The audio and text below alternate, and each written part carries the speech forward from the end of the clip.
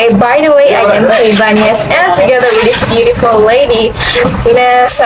Charmy Frijoles, we will discuss about the role of photosynthesis in plants, the structure of chlorophyll, the importance of chlorophyll, the difference between chlorophyll A and chlorophyll B, the role of porphyrin ring in plants, how light is absorbed by the leaves, and the role of thylakoid in photosynthesis. Now let's start first with what is the role of photosynthesis in plants. Photosynthesis is the process by which plants and some bacterial and some protistants uses the energy from sunlight to produce glucose from carbon dioxide and water. So it means that the role of photosynthesis is to transfer water, sunlight, carbon dioxide into oxygen that the plant uses or convert solar energy into chemical energy. It provides oxygen in atmosphere for all living organisms and maintain the balance level of oxygen and carbon dioxide in ecosystem. Number 2, describe the structure of chlorophyll.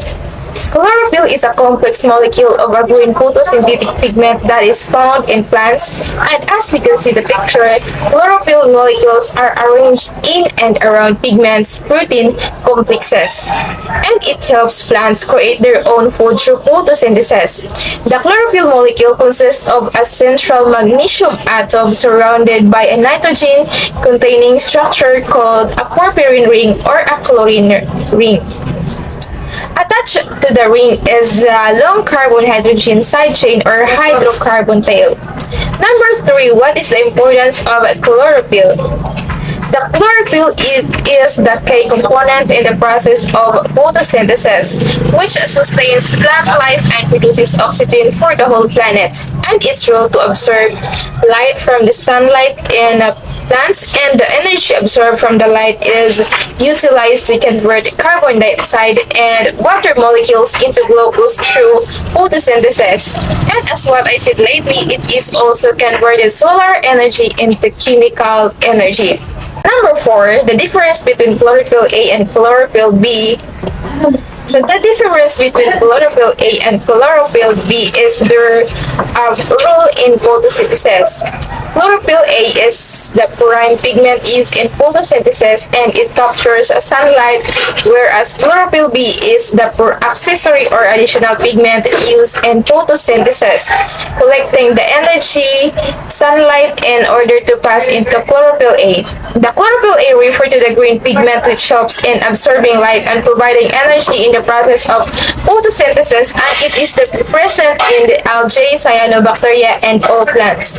It reflects a blue-green color which brings out the green color in the most plants, and it also consists of some side chains and hydrocarbon tails, whereas chlorophyll B is a green pigment that helps in photosynthesis as it collects light energy and then passes it to the chlorophyll A.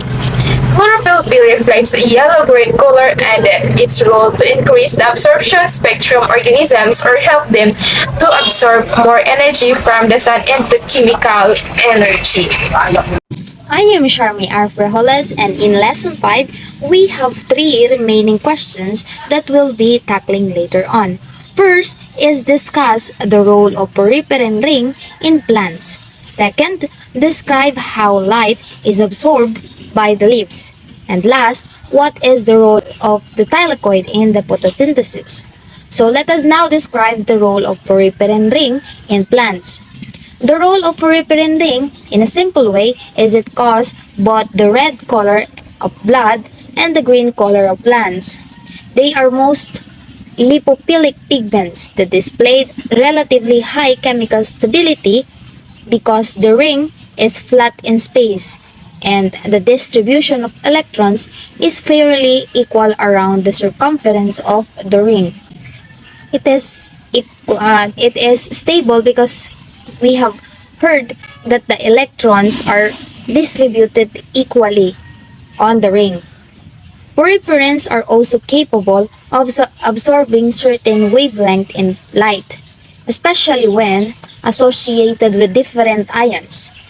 They are utilized for photosynthesis. Those natural porphyrins such as chlorophyll or the green pigment are usually allows the photosynthesis in plants, following the absorption of light, which is then transformed into chemical energy necessary to the plant. Next is let us describe how light is absorbed by the leaves.